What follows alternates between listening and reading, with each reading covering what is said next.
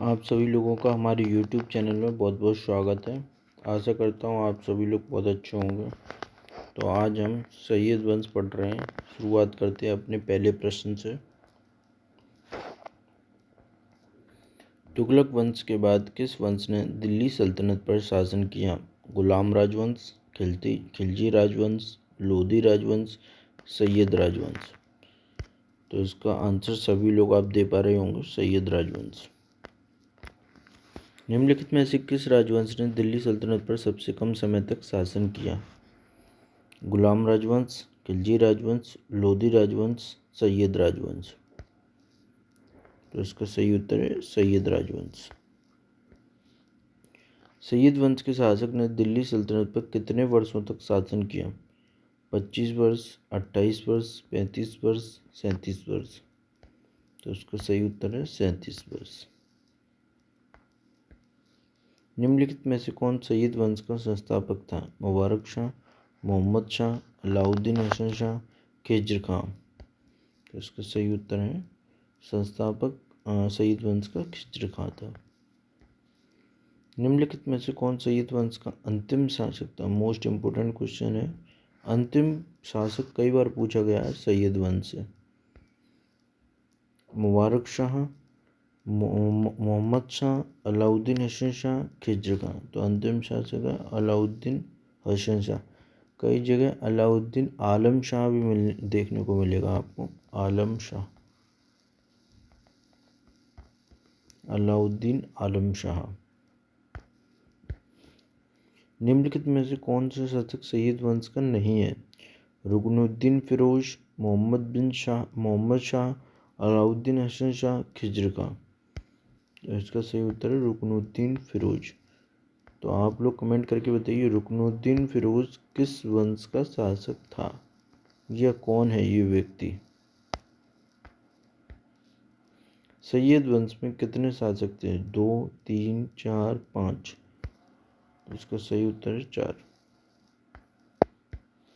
निम्नलिखित में से किस राजवंश के शासकों ने रैयत आला की उपाधि धारण की थी? गुलाम वंश, खिलजी वंश, तुगलक वंश, सैयद वंश।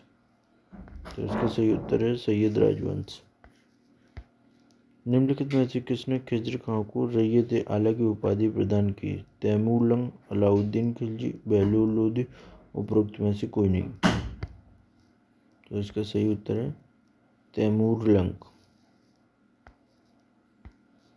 निम्नलिखित में से किस पुस्तक में सैयद वंश के इतिहास का उल्लेख है? किताबुल रहला, फुतुहात फिरोज शाही, तारीख मुबारक शाही। उपरोक्त में से कोई नहीं।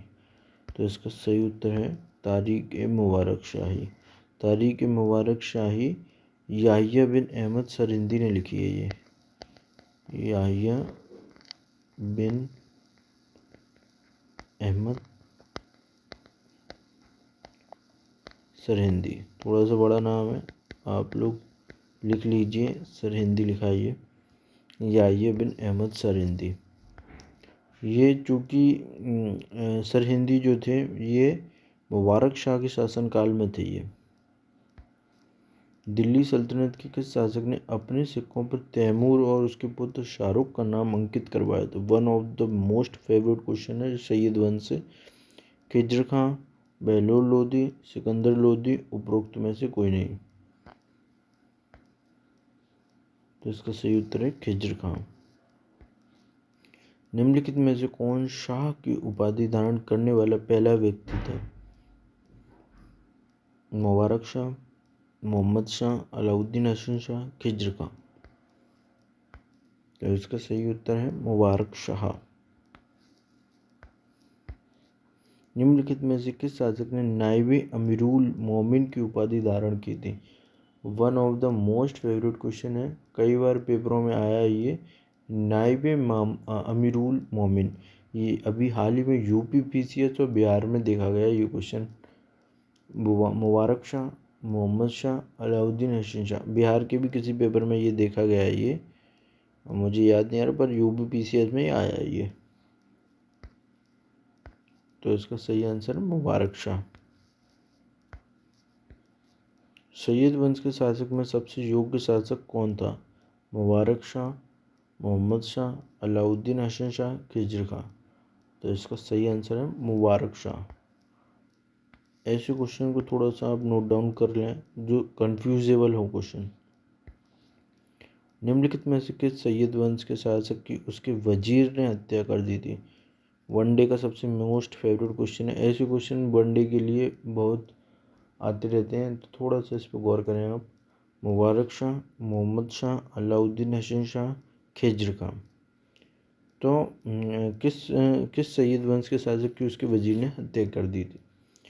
तो इसका सही उत्तर है मुबारक शाह। निम्नलिखित में से किस शासक ने मुबारकाबाद शहर की स्थापना की? खिज्र खां, अलाउद्दीन हसन शाह, मुबारक शाह, उपरोक्त में से कोई नहीं। तो इसका सही उत्तर है मुबारक शाह।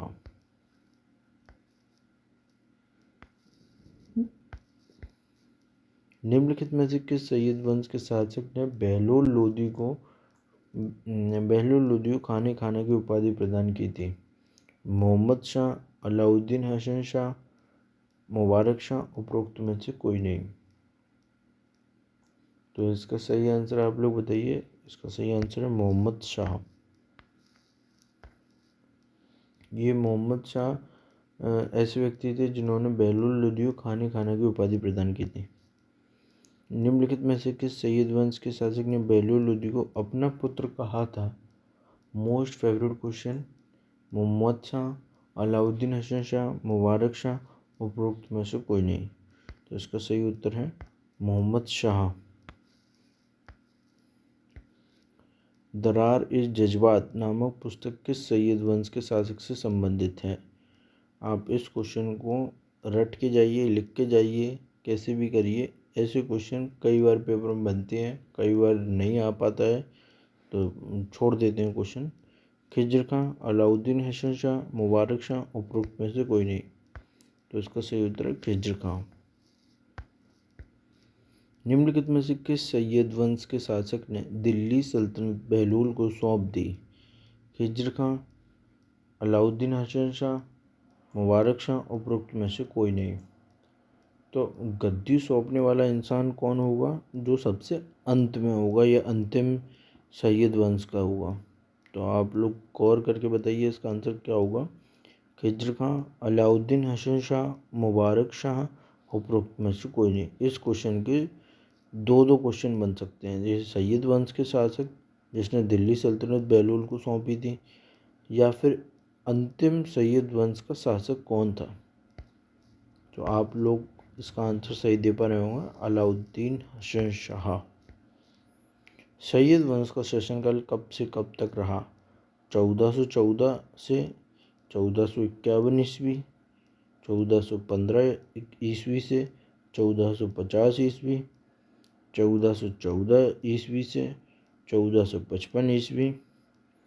तो इसका सही उत्तर है 1414 से 1451 ईस्वी। लगभग 37 वर्ष का शासनकाल था सैयद वंश का दिल्ली सल्तनत पर। सैयद वंश का अंतिम शासक कौन था? आशा करता हूँ इस क्वेश्चन का सभी लोग सही आंसर दे पा रहे होंगे। अभी हाल ही में मैंने ये क्वेश्चन डिस्कस किया है। खिज्र खां, मुबारक शाह, मोहम्मद शाह, आलम शाह। अब आलम शाह इसका आंसर है, ऐसा क्यों? क्योंकि अलाउद्दीन आलम शाह भी इसको बोलते थे। जहाँ अलाउद्दीन हसन शाह लिखा हुआ है वहाँ आप अलाउद्दीन आलम शाह भी लिख सकते हैं। कई कई किताबों में अलाउद्दीन हसन शाह लिखा है, कई किताबों में अलाउद्दीन आलम शाह भी लिखा है। तो आप अगर कंसीडर करें तो सबसे ज़्यादा अलाउद्दीन आलम शाह को कंसीडर ज़्यादा करें आप। सैयद वंश की जानकारी किस ग्रंथ से मिलती है?